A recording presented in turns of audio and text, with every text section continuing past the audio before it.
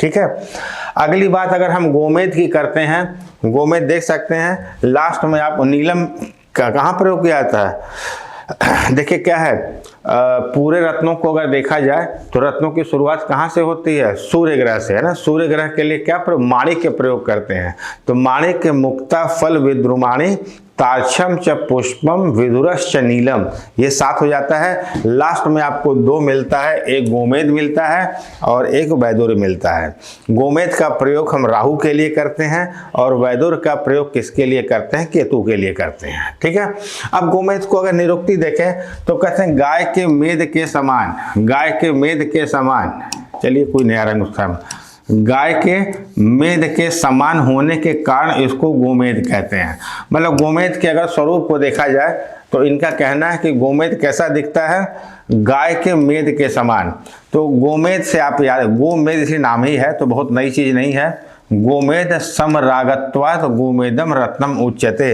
अगर गोमेद को आप देखेंगे तो एग्जैक्टली कैसा दिखता है, गाय के मेद के समान दिखता है, इसलिए गोमेद कह दिया। तो कोई याद करने की चीज तो है नहीं।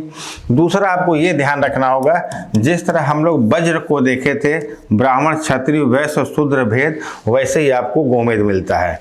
अगर आगे और कुछ नहीं मिलता है, और कुछ क्यों नहीं मिलता है, क्योंकि हम यहाँ फिर बोलेंगे कि ब्राह्मण क्षत्रिय वैश्य शूद्र के हिसाब से भेद किसका किया गया है, तो वज्र के साथ।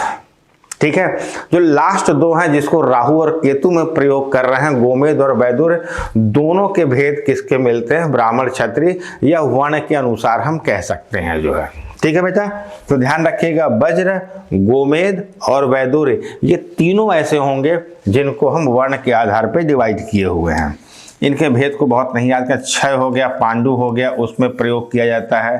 कफ पित्त सामक याद नहीं करना है, जो याद करना है उसको लाल रंग से या नीले या चटकार नीले से जरूरी है।